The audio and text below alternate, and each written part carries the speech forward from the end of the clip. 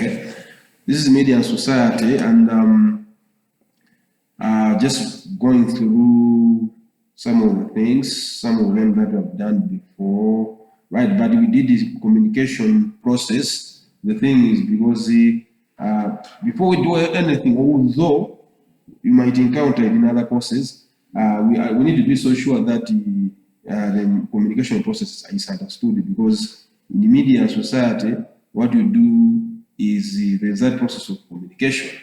Usually we deal with the relationship between the mass media and the society. So usually it's how the mass media is going to affect the society and how the society uses the mass media. Now, we usually explore through issues to do with that. So, as long as we are talking about mass media, then we can't jump the communication process. So that's why we started at the beginning. Then later on became something like this. We'll talk about, what did we talk about later? It was the same. I mean, talking about the media itself, because the first part was the communication process separately. Then here was like now talking about the mass media as an entity, classifications and the characteristics, right? So what I wanted to do, I'm still going to do the same thing, although it's going to be like a revision. I believe that when we talk about the mass media, we know what we're talking about. I can assume that we know what we're talking about. That's an assumption. Still, I need to get it from you to be so sure that my assumption is correct. In your own ways, what is the mass media? How can you define the mass media? The way you understand it. What is it?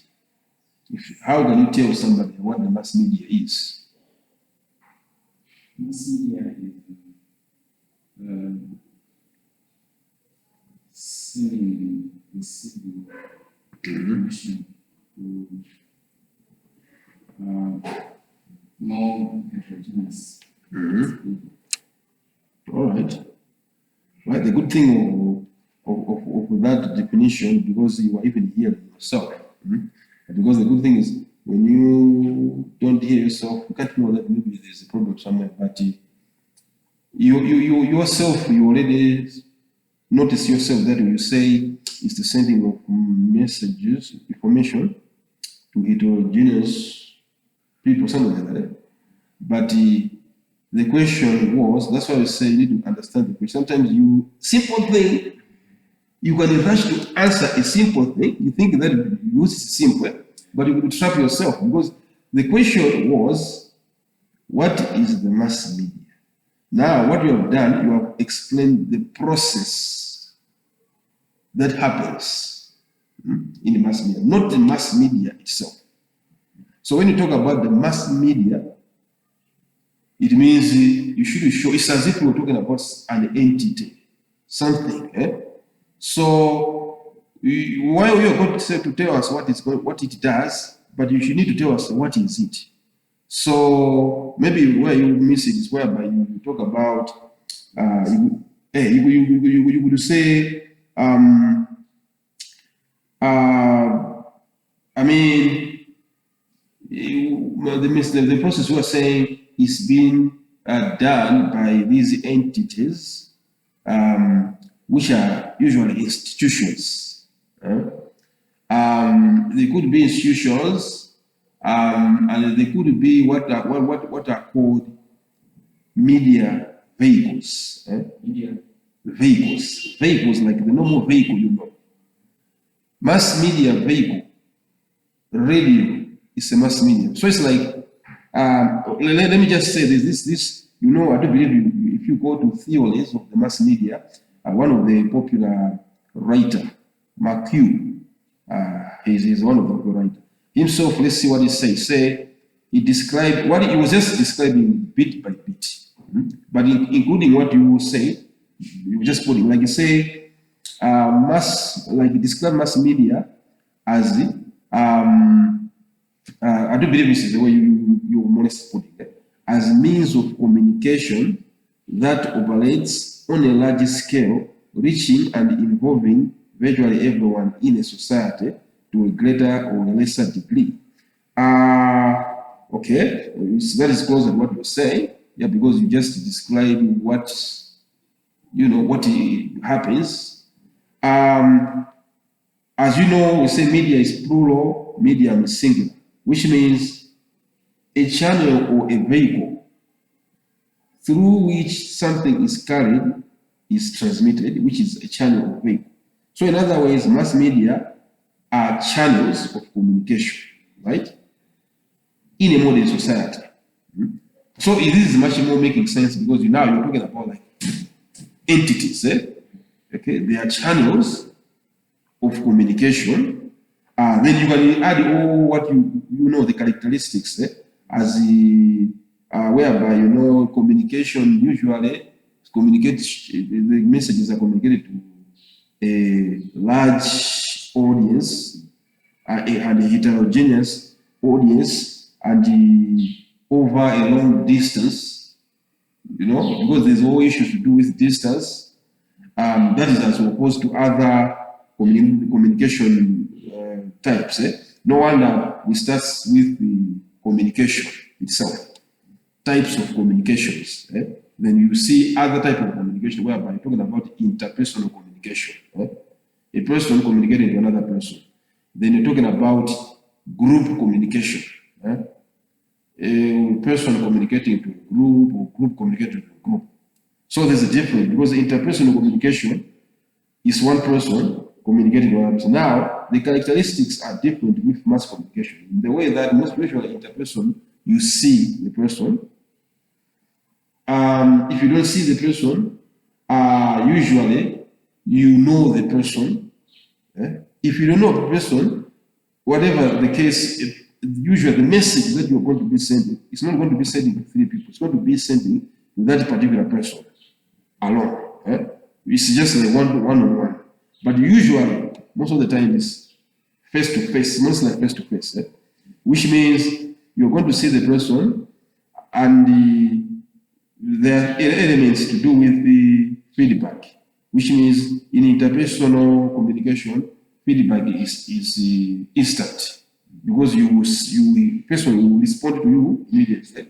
You might even see the reaction without even a person saying something. The body language, which is non-verbal communication, can tell you the response. Then you have got group communication, whereby now you communicate to maybe 12 people, whatever, and usually they are within a specific area, and most of the people are people that you know. Then from there is when we come to mass communication, whereby now you are communicating to a group of people that you might not know, and people that could be of different ages over a long distance, and you communicate with them simultaneously at the same time. It's not going to, because if it's a phone call, usually disregarding the group WhatsApp, but normal phone call. If you want to communicate with 10 people, you have to be calling one person at a time. Right? While if in mass communication, you could send the message to 1 million people instantly. They will get the message at the same time. You see? Yeah. So you have that element of sending to a lot of people instantly and simultaneously. The message is going to be gotten and over a long distance of time. People of different ages and occupations, right? So the primary function of mass media system is to provide information to several millions of people, right? The mass media are extremely influential, and as compared to the other forms of media in the world, the mass media is at the top. And if you see the impact of mass media on the society, is much more greater than any other forms of communication. Right now, you can even check the latest trends right now. The mass media is controlling whatever trends, the new trend that is in town, is because some people saw that and through the mass media, one of the media vehicles, the message has been transmitted through that. So it has got impact on the people's way of life, people's culture, people's all different aspects of the community, the society. It's affected, and as you say, they can affect the society and the vice versa, right? Because that's maybe on the other side whereby the mass media is going to affect the society, and also the society is also going to affect the mass media. And people say, well, how can that happen? It's like decisions of the mass media usually are going to be made based on the reactions from the society. If they are sending message in a certain way, if the society will react in a certain way, or show that maybe they prefer something different, it means the mass media will change its setup, the way it's transmitting maybe the message or the way it broadcasts the issues. So the effects are both ways when it comes to the mass media and its to the society. And as we said, the mass media are uniquely modern means of public communication, and much of their importance lies in the fact that they are a major cause of whatever modern perception, thought, public discourse, political actions, and other elements we know, and in the meantime. And because of their size and the large number of people that they reach, the mass media have a tremendous impact on the society, right? So, what else? Like here, this author called Murphy, who assesses that the media of communication keep the world running smoothly by helping individuals adjust to reality of lives, right? They keep the society and help they keep the society on and healthy by suggesting solutions that are socially acceptable, right? And as grew, social cohesion is maintained by communication. You will have examples when they talk about social cohesion. These media platforms that we join as groups, Facebook, Instagram, Twitter. Imagine in the past to have a conversation with groups, we have to be there. Rarely you will say that you will be at home and having conversation with different groups from across the world, in Malawi, in UK. You are not moving from the house, but you are involved in all those sorts of conversation around. You even know somebody personally, or never met the person, but we even have reached. I think you know what happens. You know the person on social media, then you even have good times on the social media, and you also hate the person on the social media, and they say as if it's a person you see. The person is not talking, and you are angry. Just on the social media, but you have never met the person. So you have groups, people know characters of people, just in a group. So you see, even nowadays, families, in the past when you say families, they used to say you go to one, maybe the parents' home, you find everybody there. Nowadays, families, they have got the group, WhatsApp groups, media platform somewhere whereby they join that platform, they will be having discussions there, so that's the way this mass media keeping people the cohesion part, and also this gentleman describes the mass media as a dynamic that can rip the society apart, because we talked about cohesion, and the opposite could also be true. I think if you can see what's happening in the world, it will depend on the source of the message. It's going to be used to bring people together. It can also be used to tear people apart. We have got a classic example that happened. If you have been hearing about the Rwandan genocide, it was the radio that started all those, all the issue. The radio was the source. Something happened. One of the radio stations started talking about bad things about the other group, another ethnic group, and people got angry, and as a result, started the massacre. So that's the mass media was just used. In here in Malawi, we almost had the same scenario. There was one of the election where if you heard that Jessica Kabila was arrested. What she did is that immediately after the election, she went to radio station Mitch. Now she spoke there angrily, showing that she's not satisfied with the outcome, and she more or less like urged the people to do something about it, like maybe to go on the street, more or less like she was inciting the people. So that's one of the power of this mass media. So it's not only bringing people together. People, I think you've been hearing nowadays of misinformation. And at first they were saying misinformation, and if you have noted, now they have changed to disinformation. The reason is when you say misinformation, it's like it might not be intentional. You might mislead somebody, but not maybe intentional. Maybe the message maybe the information you had was not accurate information, but you didn't intend to mislead somebody.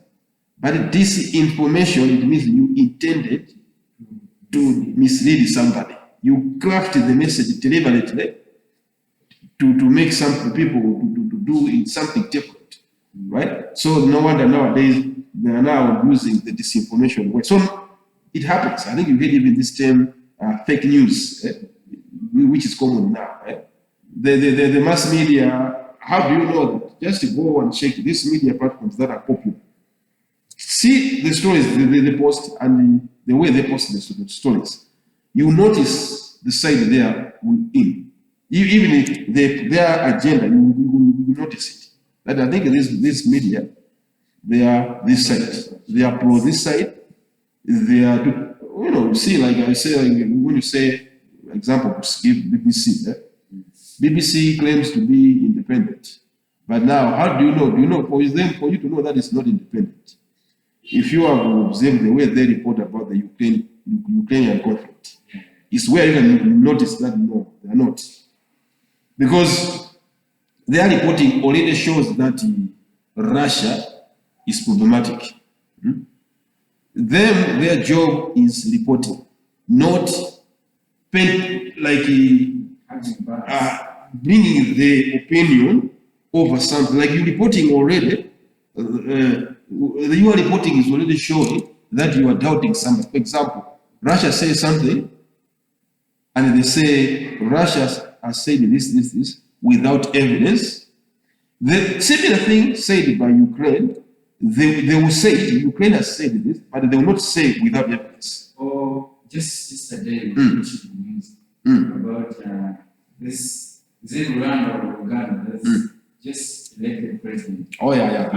Nigeria. Yeah, it's aged. So yeah, the BBC was focusing on the age of this. Yeah, it's funny. But President Trump is it's better Trump. Talk about Biden, the current president Biden. Yeah.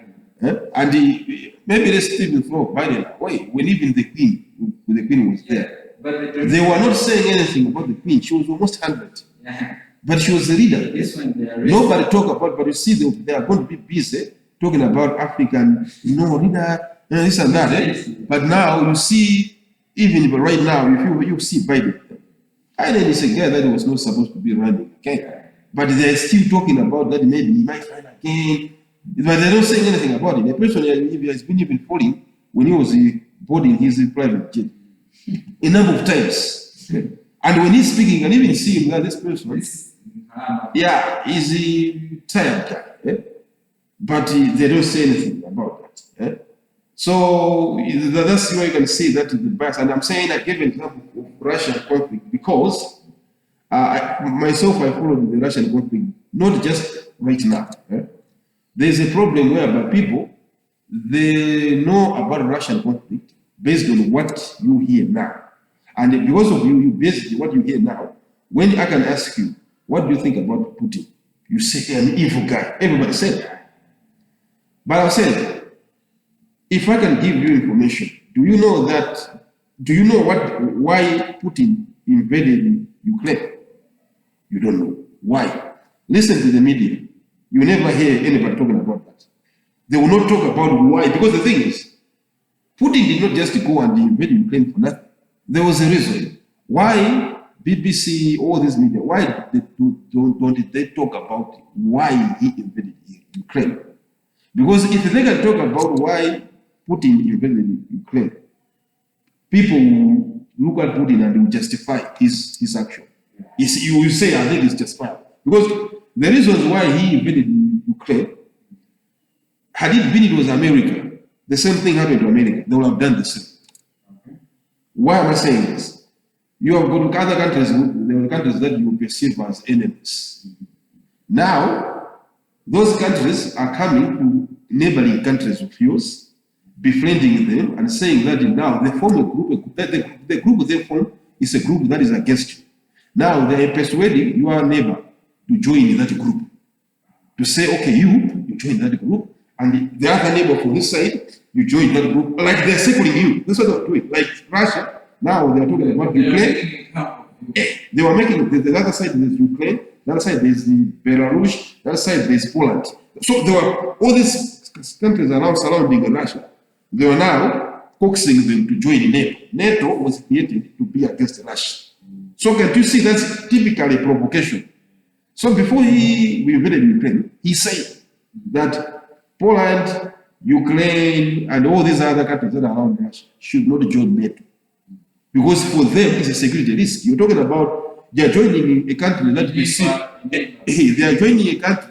perceive you as an enemy. So it's like if they join, it will be like your enemy now is next door. So Russia said that no, we don't want, and now even that direction, even you went, they know that. It was a long time, the period was going, and they say, okay, this is our thing on the table. We don't want the NATO to join, these countries to join NATO, one. We don't want NATO to be expanding, because what we are doing, we're expanding towards Russia. Like NATO, they take countries, like all the countries that are neighboring Russia, now they are like expanding. When you say expanding, if you are taking countries neighboring Russia and make them join, you are expanding. Yeah. So all the countries that were being told, they are now neighboring Russia. So you say, it's like what you're doing is provocation. Because I was saying, had it been it was Putin, go to America, then coaxing Mexico, maybe Canada, but countries that are around America, and coaxing them to be joining clubs that are Russia. Do you think America would have said, okay? They would have been angry. And I said that there is even a treaty that America told all the surrounding countries of America, they told them that they should not join any Asian clubs like where there's China, where there's Russia. They told them. So I would say, okay, this is the same scenario. If you had it been, you have done the same. So because they told them, even America, they got the thing, but they did nothing. They said, no, instead of responding, they say, okay, Poland, Ukraine is not going to show them. They did nothing. So I said, okay, because you didn't do anything, the only option you can do is taking over. Because if you say we don't want you to let this join, you are still pushing it. It means you let it join. So for us to prevent that, it's asked to just take over the country. Then you can't push us because you have taken it over. And historically, even Ukraine was also part of Russia. Because before it was Russia, it was USSR. It was part of the USSR. It was not like even the war that is happening. No other people there started looking at Russia as if Russia doesn't have weapons. Why is it taking so long? The thing is, there are so many Russians in Ukraine. So the war that is happening now is not an all-out war. Maybe you heard that Russia does not call it war. They call it a special military. Well, there's a reason why. War, you cannot have your most lethal arsenal and you don't use it. And you are saying that you are on war. Do you do that? If you're on war, you take your best weapons. So the Ukrainians, they're not even using they're just using basic weapons because they don't want to harm ordinary people. There's been a report on BBC whereby they're talking about no, Russia is targeting ordinary people. That is now disinformation after. Why? Had it been that Russia decided to say, let's target ordinary people, the Ukrainian war would have not even lasted a week. Would have even been done within a day. Just think about it. Just go and target everybody. Do you think they have got the biggest, great weapons than the Russians? Eh? Now, if they were indeed targeting everybody, do you think the war would have gone within a year, out with a year? They don't even use the one weapon. It's a nuclear power. They will even just let nuclear weapon and just destroy it. Now, they are not doing that because they are Russian. And the story that they talk about is like the first party they took over, the first of all, they say they annexed Crimea. Crimea is not that they annexed, because if what they say is like if you respect democracy, it means that this should be the will of the people. Crimea voted to join Russia itself. They did it. They had their referendum. 98%, over 80% voted to join Russia, which is almost 100%. So they say, okay, this is the say they want to join Russia. So if we cannot say, so America said, no, don't let them join, and then Russia accepted. So it was not that they didn't go there and capture it. No, it's like the will of the people. So no, you say you support the will of the people. The people themselves have spoken. So why are you saying no? Why? So that's what happens to what is called Crimea. Yeah. So the other side is what I'm talking about, because Ukraine had a nuclear plant. You already know that. No wonder when it started, the first of all, they took over the nuclear plant, because they know that if this is a nuclear power, then it should be led to join USA, whatever. Okay. So what's happening now? You can see, you discover that had it been it was not of the USA, the Ukrainian war would have ended by now. Because the time the USA was coming to poke its nose, this president was about to make a deal with Russia, and he was told by America, no, don't do it. We're going to help you. So can you see now? You will say, ask yourself, how can you be challenging somebody that no, you cannot fight me, you cannot beat me, and then it's not you who are fighting. You are relying on some people to come and help you. You say, okay, can you come? I don't feel, and then you go there and they take. It's not just saying that, but you literally go and take. No, please send us no weapons. So I was saying, for me, can you see the narrative? These guys are coming up, and now you already know that if you know Putin, there is no saying whereby they say we try to talk to Putin and he refused. No, Putin is an open guy. If they can say we want to talk to him, he's free. But the only thing is they want to say, like, they want Putin to do what they want, but it's them, they don't want to do anything what Putin wants. So say, how can you balance up that? Because if you want to make peace, then you need to hear the person out. You compromise. You do some of the things that you're saying, okay. There were simple things. Things what he was saying was not even saying that I want to take over the country. No. Simple thing like, don't let this join this. Because of security reasons. It was as simple as that one. So people say, no, but the thing I'm saying, that angle, media does not talk about it. Because if you see it, you discover that the provocation, and the question I'm saying that there is the United Nations. United Nations does not say anything like talking about peace. Because how can you say, even the BBC, that's why I say it's embarrassing. As a media, you report, and they say, in journalism, they say, you report if there's something, if there's harm done somewhere. Your aim is to minimize harm, not increase harm. So you cannot say these people are fighting, and they say, how can we help this person to beat this person? So it means, are you trying to report, or are you helping to bring peace, or you want the fight to be going on? So I've been hearing, programs on BBC where a reporter is saying, how can the West and the NATO give Ukraine more weapons to defeat? That's what I said. So I even sent them a message. I said, no. What you are doing here is like you are promoting war. Because how about peace? How about saying, how can they make this war end? Why are you not talking? How can they talk? It's all about talking. How can they talk. No wonder right now if you are looking at the politics, what's that's going now. You discover China is separate. They tried to persuade it to say no, it should condemn Russia, but it's separate. India is separate. India, China, and South Africa, well, the way they push South Africa, they wanted to say we need to have African support. So they have got a problem because historically America has not been helping Africa. Now, China and recently was being even Russia has been doing some other politics in Africa, and people say no. This America is forcing us to say we should condemn Russia. We are different things, they have not even been helping us. We have been doing business with this, even South Africa. They said no. We cannot say because he was pushed to say he should condemn Russia. So South Africa is a big country. So if South Africa will condemn it, it will be like Africa, representing Africa. But South Africa said no.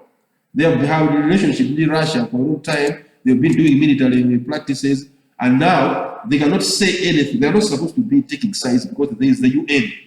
UN is supposed to come and negotiate and whatever, mediate. Not them. They are supposed to be neutral. They are in a different country. You see, right? So we have all those things happening around. And so I'm just saying that you can see and I wanted to bring people to attention. Say, you heard about talking about war crimes, right? Whereby America is saying no, war crimes in Russia. So I say, it's funny because America was not supposed to be the one talking about things like that. Huh? Why? There's the Iraq War. You know the Iraq War. Iraq War was conducted based on false information, and it's documented. All the information that was given to go against Iraq, against Saddam Hussein, they were proven to be false. The whole information whereby they were talking about it, he has weapons of mass destruction. And they showed it, satellite footage. They went there, they did not find even one.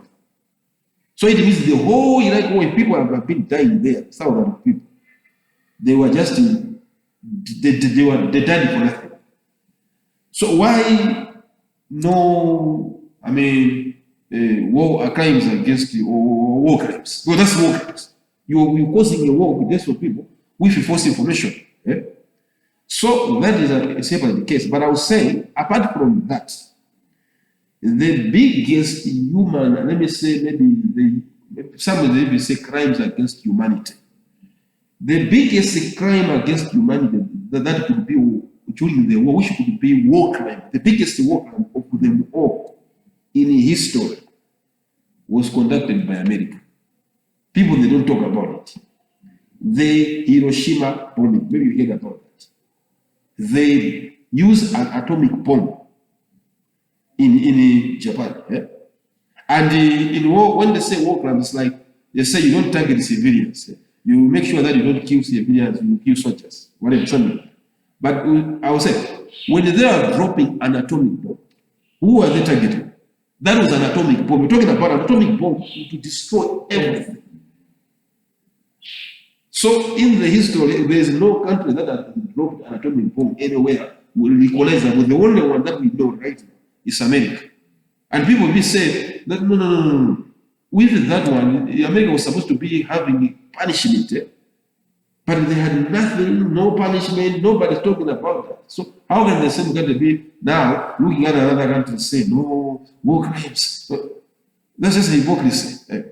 They would have let other countries be talking about it. So I'm just saying, maybe to open your part for me, being a media person, I think you should be seeing things on different perspectives.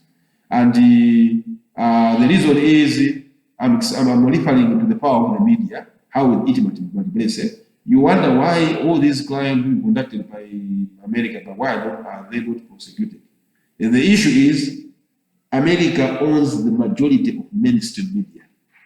The media that sends the information that you know is owned by them. So they cannot write bad things about them. They will avoid to write things like those. So because you don't see them in the media, you don't even think about them.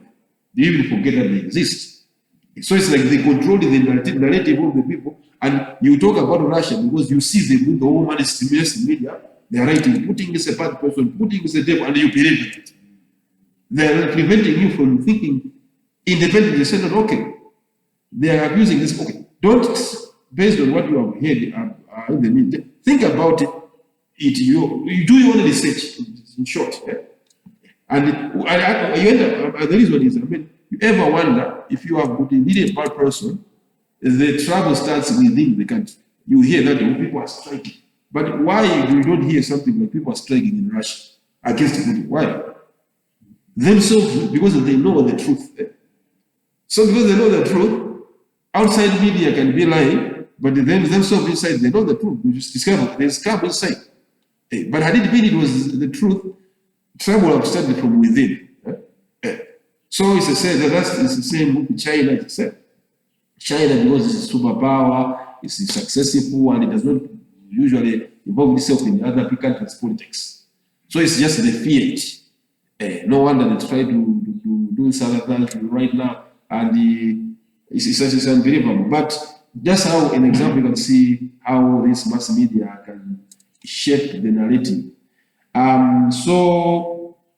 Quickly, we have others as mass media, and then classification of media, which is just obvious. We have the print media, and broadly is classified into two. Talk about the classification, but if you just say it's like broadly is classified into print media and the broadcast media, right, or electronic media. So when it comes to print media, you have let me just say here, you have a mechanism that depends on printing items or information, right? The mathematical information that are printed, and usually they are printed on paper, right? So these include, you're talking about newspaper, magazines, books, pamphlet, comics, and other similar things whereby they are printed. And one common thing about the print media is that they involve, as I have talked about already, pressing of ink on a paper using plates and blocks and special machines, right? And the print media, okay, I gave these examples already, and it's one of them, according to newspaper, books, pamphlets. Books are the oldest medium of mass communication, whereby the newspapers are the first popular mass media. If you go and check the history of mass communication, you see one of the first were books. Why? It started with the printing press. Right? You see Gutenberg, I don't believe it's Gutenberg, who made the printing press. Right? So the printing press they were being able to maybe to print, but the printing press was a machine whereby it made it possible printing materials for mass distribution. That's the printing press. It's not just a matter of photocopy. It's not a photocopy. It's not just an ordinary printer. It's a printer whereby it made it possible maybe to print 1,000 copies in certain minutes. So the first now category that we are now been around, like at the first before the actual making it in 2000s, it was you had books whereby small copies of books, and then the ones now that it became now to be published at the very largest numbers were the newspapers. So according to history, they started with the mass communication or mass media started with the segregation of more books as a mass media. Then the next one was the newspaper. So newspaper, we are the next now that we are now spread in large numbers, right? So you have the newspapers.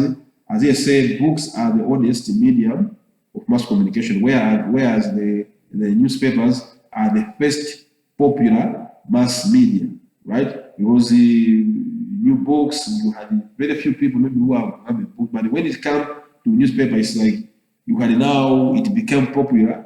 Most people in the morning, everybody went to see the newspaper, right? So when it comes to newspapers, you have like formats, the common formats of newspaper.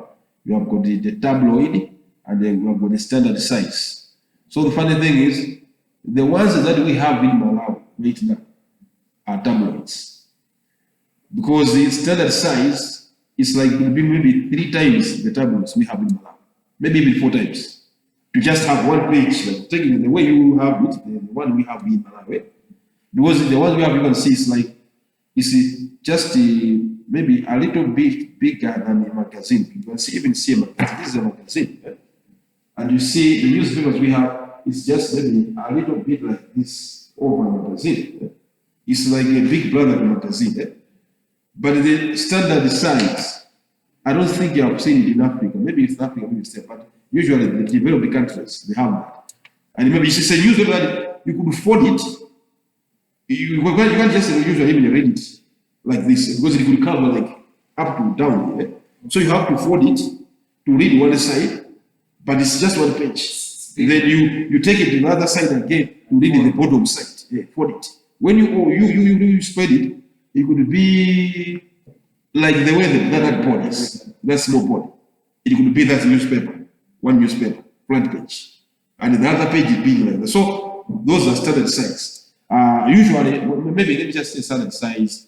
No, I mean standard size would be. Can we say maybe standard? Because I'm saying here with the standard size, but there's a term that it goes to this one. Where they say broadsheet.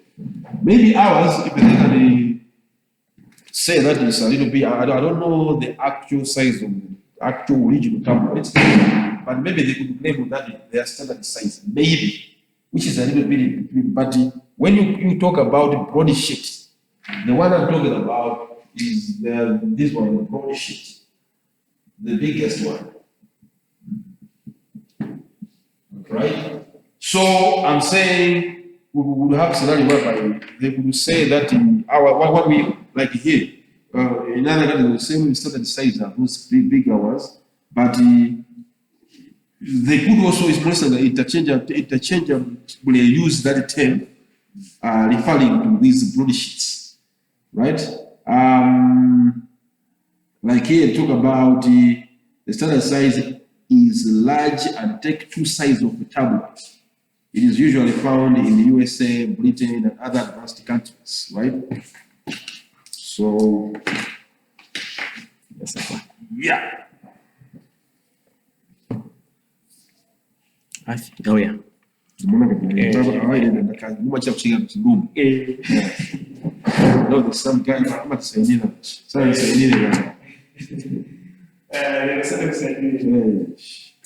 I mean, I'm not saying that much.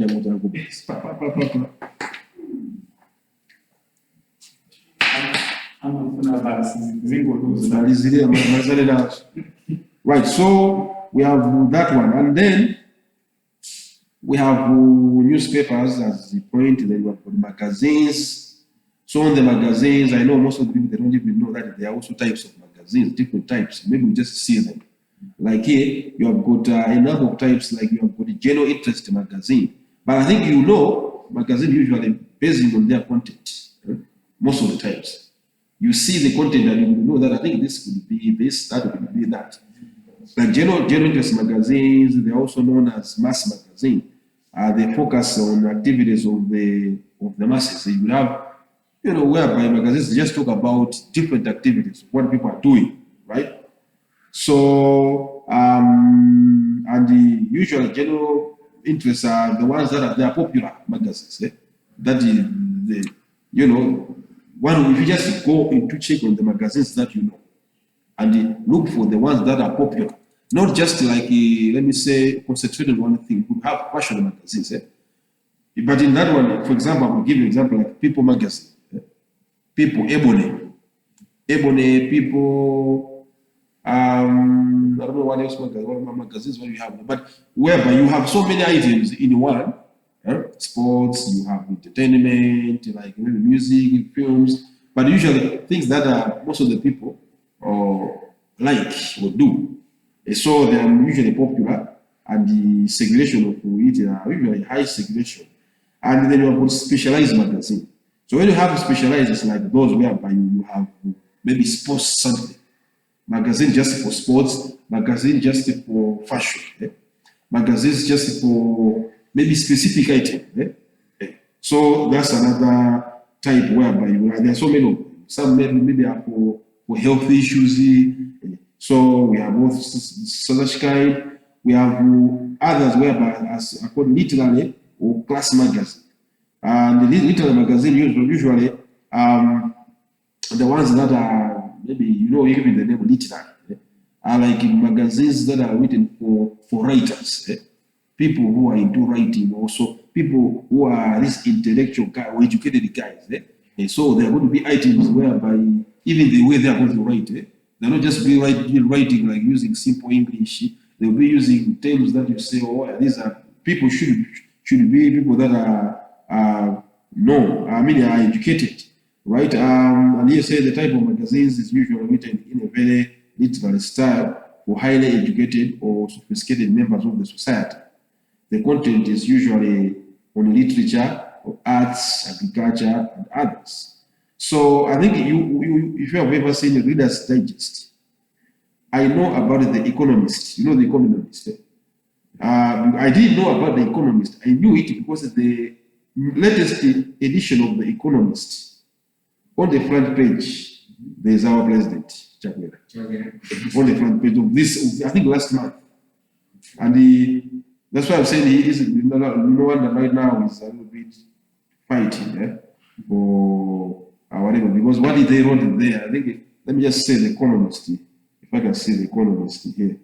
Yeah, so it's for sure, it's like those magazines, like Times magazine, whereby are those people who are not just ordinary people. I'm a kind of I'm office, I'm the minimum politics, like one politics, not just have a surface here. Deep politics, so you have such kind of magazines, like let me see here, Economist.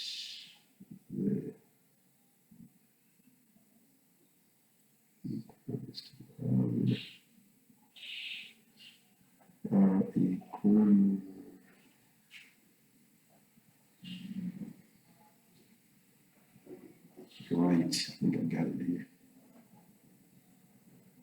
Right. So this is the February edition of The Economist. So you can see the title. If you can see what they wrote.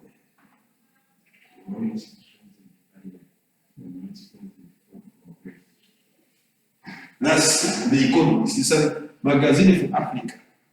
It's not in Malawi. This is not a Malawi magazine. This is the African magazine, not owned by Malawians, no. So they are writing something. This is the front page. You see? You just see that I think the person has been doing this, and we are good at that for so many years, whereby we do some things inside Malawi. When we go outside, we portray ourselves as people who are doing good things. To do us portray ourselves. But I think this one I just exposed to just show that it's not just only us who knows. The message has been sent elsewhere. People now they are aware of what you are doing. So it's unbelievable. So this is an example of a literary magazine. Then you have got other magazines. These magazines now are the ones that maybe people like Mayo, Matradi, they all like. You have good magazines. They like some of the magazines. People will buy. Not because there's a story. They will buy it because there's Jay-Z on the cover. Just because there's a Bob Marley on the cover. There's even no story. Who wants a two student cover? People are buying it. You see, for example, 50 Cent. A 50 Cent coming out of the restaurant. Bas. Picture 50 Cent. You come here, story is coming out of the restaurant. Bas. Easy. And the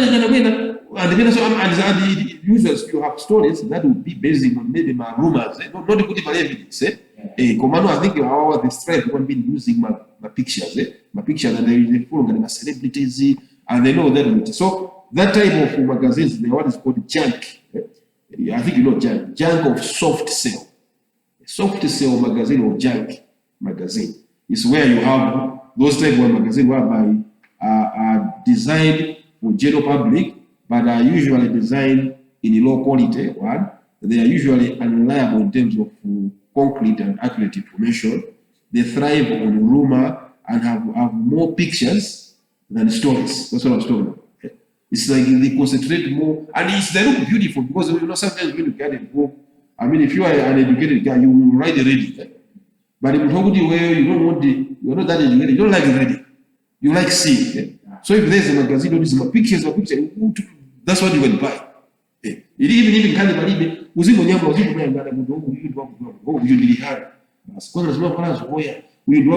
That's the thing. So you find magazines like those whereby they sell, and they are for the ordinary now. And as I'm saying, you find most of the stories are going to be rumors.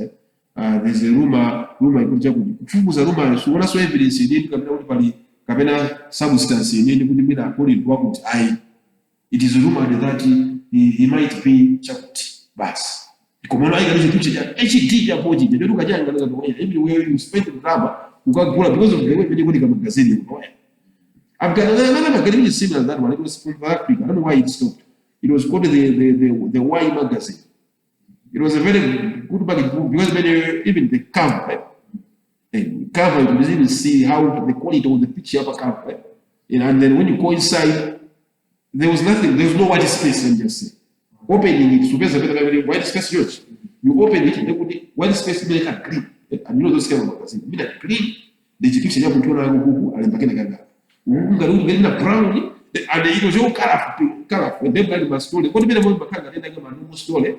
If I have exclusive, I think, as I'm telling you, you utilize the picture because they would have like a picture that goes from page to page. It's one picture. And including that, them can post and make a back on it. HT books, just some celebrity.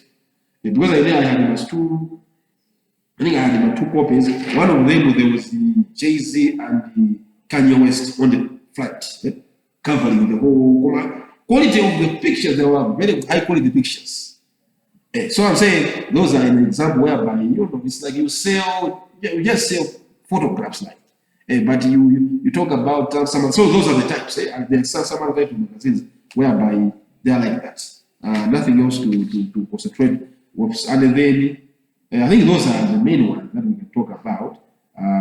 Then we have got the electronic media, and on the electronic media, you already know two broad ones. We have got the radio, and then we've got the television. The electronic media uses devices that can transform or change sound or light waves into electrical signals, which are converted to things that can be heard or seen on radio or television. So it's when we talk about electronic media, that's whereby we're talking about that type of media that will use devices that can transform sound and light. Because people maybe they don't think about it. When you talk about television, you say, oh, they transform images. For you to know it's light, where we are, if you can just say, Zoa Ngozim, this is from the side, you know that. If we can just take this Zoa Ngozim completely, are we going to see anything? There's going to be zero. If you can you see something. So that's why you can discover that no, it's not all about everything what we are seeing now. I think that's a concept for people who have done painting and who have had an intellectual part of painting. Because myself, I did painting. And I was thriving because of the interest. I was one of the guys where I would say, I wanted sometimes to paint something that doesn't look like a painting, that looks like an actual picture. So because of that, in that line of thinking is when I discovered that no. Whatever we see, all the shapes that we see is light. Because if you can manipulate light, if you want to even the chair you are saying, if you want to change to manipulate the way this table looks, try to change the intensity of light. Dim it a little bit. It will look like something. If you dim it more, it will not look like this. It will now look like maybe it's just flat surface. Some other corners are not going to be seen. So that's why you say, oh, it's all about manipulating light. Now, that concept is whereby, because sometimes I used to, like, before I painted that said drawing, so I had a brother who was drawing. I myself was drawing like comics, cartoons, Superman, Batman. So it was just lines. But now my brother sometimes drew some other picture whereby it would look as if it was not like a drawing. Because what he did not draw lines. He drew darkness. So I discovered, no, I think this is all the idea. So I also tried to do that. I did some other drawing like that. And the drawing, I did something like that. They were not, when you even photocopy it, you would think like it's a black and white photograph. Why? It's like you see something that is a picture because a drawing because of the lines. So think about it. The shapes, what we are saying is because there's a difference between light and darkness. Intensity of light and darkness. Somewhere, or even in the way we manipulate to say that this is near or this is far. We manipulate it by putting a color and dimming it a little bit in a certain way. Somewhere it's going to be lighter, somewhere it's going to be dark. So if you say, okay, let me not draw the lines, but let me just concentrate to draw the darkness. Where there's too much dark, put it too much dark. Where's that little bit darkness? So if you are using paint, let me say, you are going to be using colors.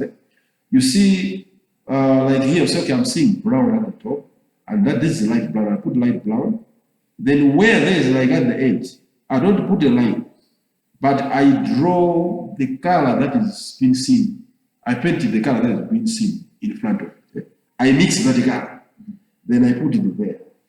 So if it's a drawing, same thing, we have with different persons, you shade it that one, make sure that that dark. So, but it's something that you need to take time, and you need somebody who is thinking.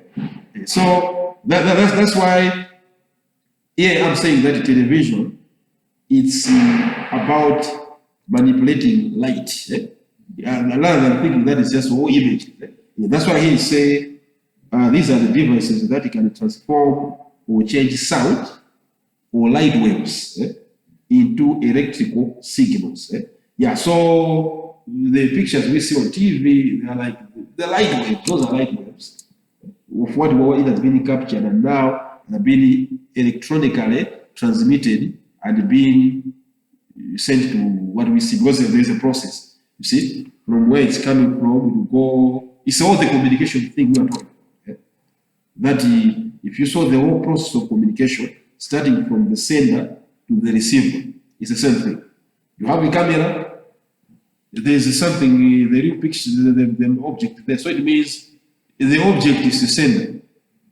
The message will go through here, will go into this like a channel.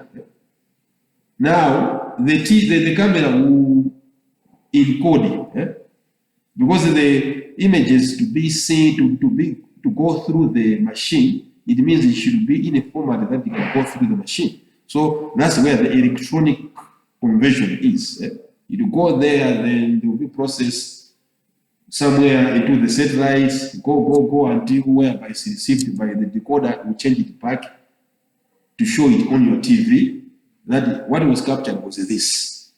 So it's that. So that's what we're talking about. So all the electronic media, it does that. They do change these elements into electronic. We cannot find electronic media that does not play around with signal. Radio, it plays around with signal. Sound is that sound. TV is signal again. Now it's a light signal, right? So that's that. So your radio, TV as the right. So time. I don't know if you have time. This almost end time. It's almost. Quickly, I just say obvious differences between the print and electronic media. Like you say, print media appeal to the eye, while broadcasting appeal to both eye and ear. You already know print media is only for the eyes. While broadcast is ear and eye. Print is always in a written form, while broadcast is always in the oral form, right? So I know there are pictures, but it goes together with images, with sound, right? So you have a TV. I don't think you have a TV. If you have a TV without a sound, it's like it's incomplete.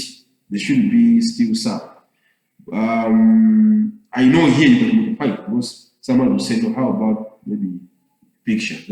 So you say you have oral or you have sound and images for the sake of clarity. And broadcast news are forgotten easily and they cannot be kept as reference work, while the print media serves the purpose. So what they're saying here is what is called a term called a transient. There is what is called transient media. When they say transient media, is whereby information cannot be kept for a long time. It is elapsed in a very short time, whereby you hear it on the radio, it's gone. You see it on TV immediately, it's gone. You don't usually, like a newspaper, you could just be fixed. Read it, you're not understanding it. You maybe stay in 1 hour reading it. On TV, only maybe nowadays we have got gadgets whereby you can set it like this TV, whereby you set it, then you can record, you can rewind it. But it's not in real time. You can rewind it, but you cannot rewind it live incident. That somebody is speaking, immediately you didn't hear, then you want to person to speak again, that will happen. Right? But the print media is, as you say, it's like it's already there, and that is just permanent for you. You take time to understand it. So one of the differences, and then print media is more detailed than broadcast media. So that we can explain further for that. Print media is more permanent than broadcast media, which is very ephemeral. So you can talk about ephemeral, but still, when you are talking about this, if you want to discuss, to elaborate this in our stage, you explain further.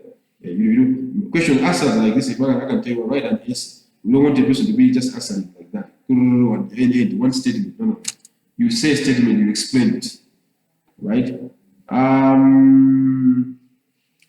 So lastly is about like a characteristics of mass media here. We have talked about it before. I just going to pass through. The first characteristic derives from the name mass media, which implies that that media is designed for distributed to and consumed by mass audiences. So here, as I said, that because it's a mass media, you already know that the message are going to the mass audiences. They're not just going to one person. And the mass audiences are very large, either in terms of number or proportion of total population. And the audience exists in large heterogeneous societies, either industrial or transitional societies. And the second one is the second characteristic of mass media is that they are big business, employing millions of people and making billions of money. So I'm saying this was true because nowadays, I said, because of the coming of the internet has changed all this narrative. So when you talk about it, they are big businesses whereby they employ a lot of people. You should emphasize that if you remove the internet, because for example, there was no way one person could publish a newspaper as one person. Because if you see the process of publishing a newspaper, it's a process that not just one person can manage. Go and gather information and go into the whole processing of writing, editing, then after editing, designing and then publication. And then if you assume you are selling, then after that, the distribution. So it's a job whereby you need to have specialized people who does distribution, and the people who are going to be reporters and people who are editors. So it's an organization, right? So I'm saying nowadays, because of the internet, you have got people who can do everything. One person can do everything online. You just have your own platform. You'll be in your room, you'll be writing, you'll be editing, and you don't have to publish a print because it's all about just to post if it's a blog, you just post your items there. People wherever in the world, they're going to be accessing. Even if you want to sell, it's just a matter of taking their information, making them PDF or something, then you put them in a place where people are going to buy online. So now it's like things have changed, but without the internet, it was always a mass, an organization which is going to need a lot of people. Another characteristics is that they are so disseminators of news, and the mass media also disseminates other sources of information, fictional stories, political advocacy, and strictly other information, right? So what it says, here they say they are so disseminators of news, disseminators of news in the world.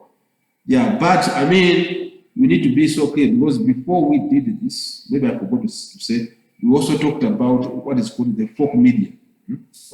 Yeah, folk media. Before I jumped to that. Because when we were talking about media, we're saying a broader terms, that's where we say, okay, we have put electronic broader terms. But when we break it further, before the mass media, you would have what is called folk media. Folk media is folk or traditional media. Before the advent of mass media, we had this folk media. And this folk media still exists in some other location. Folk media is the way of disseminating information. And I mean, this I could say that this is not an example of mass media, but an example of media. Because when you say example of mass media, I could be misleading you. But an example of media. So one of the examples of the media, mass media is one of the examples.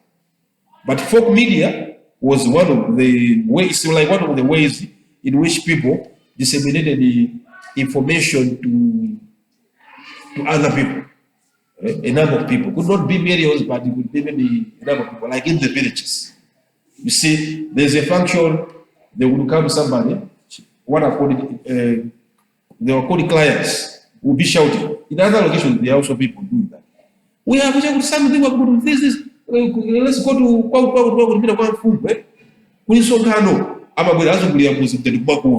that is a form of media, whereby they were using a crier to send the message to the people.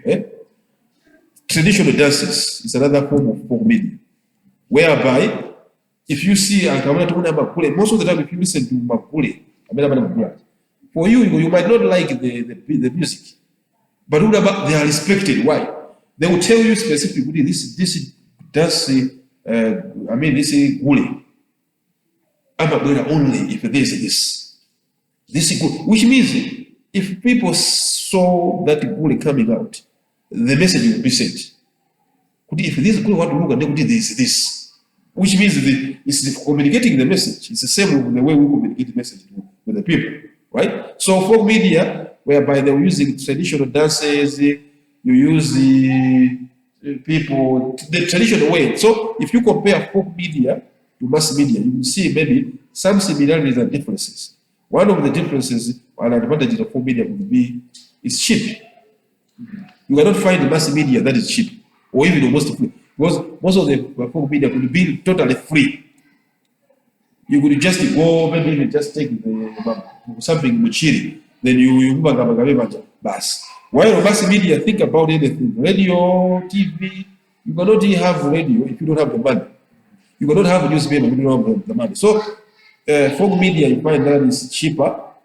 And two, it's been the messages in folk media been passed over through generation over the years.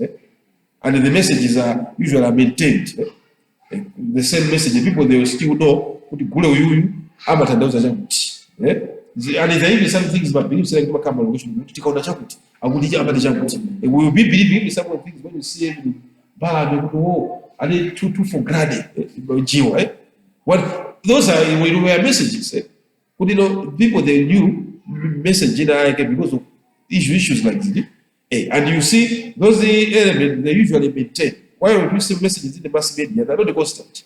They change all the time based on who is writing and a lot of things. So there's a lot of propaganda being using the mass because you don't find usual propaganda with the folk media, although they are trying to do that nowadays, which is you have seen in Misokano, whereby that's now using folk media for propaganda. So it's but normally, as I'm saying, you have that folk media which is cheaper and local. That's one of the communication whereby people in the villages, in some other local areas, they do use that. And you have my advantage, as I'm saying, it's cheaper. And two, usually, because this is a specific people, I'm saying if you want to play it, you have to have machines over your plate. While folk media, I don't think about that is. Osadi ajo kama dasa ngoto gule uyu osadi edeni wadule edeni hapa bina jo jango tenga tabwera utitize bina jo zecheka popo and the then need stage kuti tinyo to stage ina ndike kubulika stage bina wako no atango bina maduti uto hotel pageni papaduti bene bakika stage pachile bina bakika stage. But think about it, this is to do with the mass media. If you wanted to publish, can you say kuti ma text what tigwaika manja. You need still be current machine, print paper. TV, chitaba TV, ugo necessary apart from TV. But screen be bas. So it is not going to see a stage of information sending here mass media. There's no alternative. You don't get do business somewhere that is cheap or free. You can't. It's all pay. You have to pay something. Say why all the folk media is stage can be elected anywhere, and it could be free, it could be cheap, and people could memorize it easily. The messages are very they are easily understood in the message, understanding the message because the Abakana passed through generations. Makolo, they believe the same thing. And they don't give you usually distribute it because they know this is not anymore. I just check my location. They will tell you exactly you got success. This is what happened. This is the I go Gawaundi from South Africa. They will maintain that. So that's how you can see maybe it could be that the powerful nature of folk media because no wonder you see when you want as a communicator, if you want to send the information, you need to know the population. Sometimes you could go to Malo, you could use mass media. It will be a problem than if you can use folk media. No wonder you see with these politicians, for people to communicate message, they would have move they know the communication, they respect Makuli. But then what they want is sending message politics. And they will even nowadays, some talk about user. So you're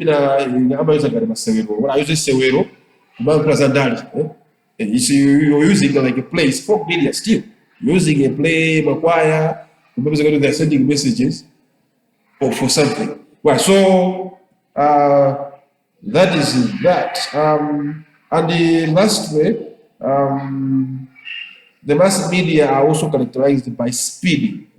Speed. With which they gather information and the frequency with which they distribute it, right? Media producing organizations are continuously gathering information instantly communicating with their sources of information, right? So you know the speed, breaking news. So you communicate that one. And lastly, the mass media that they are all the 12th century phenomena, right?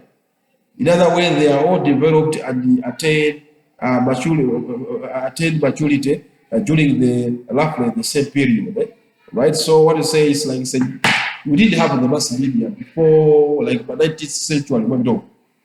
We didn't have it. Because the mass media we're talking about, like the newspapers, as I'm telling you, just check where the mass media started from the printing press. So check the history of the printing press, check Gutenberg. The guy called Gutenberg is the one who invented the printing press. That's where it started from there onwards. Because television, it became prominent. Television is around maybe it should be, if it's not the 40s, 50s, 60s, or 70s television. First, it was a film, actual film projector. The Charlie Chaplins, we see some of those movies were not on television. Were on, I think television was in around 50s. At first, it was an actual projector, and the film in like film industry. Film industry was around maybe 1950, 16, 17, and from 1950, 16 it was without sound, without actual body. From 19 maybe 20 something is when the sound, audio sound was included. There was only music, but now the audible sound whereby somebody is speaking and you can hear the voice. But it was also black and white. 1930 something, color TV now started. It was now a combination of color TV, 1940s. 1950s is where now television started, 50s, 60s. So they took the popularity of television to try to, and at first they wanted to compete with TV. To say it's a new thing, we are in the film industry, let's compete. But they discovered that they cannot do work alone. Because TV was a new thing, everybody wanted to have the TV. When at first people would watch a movie, they were going to the cinema. No one would have put it in the film, they would have it was a cinema. Now with the coming of TV, it means people could be watching the same thing at the cinemas with them. So they discovered that I think about if we are going to go against the ticket, because they were even clauses at first that prevented the actors in the music movie industry, film industry. They were prevented to be featured on TV. Okay, because mine is a red pen.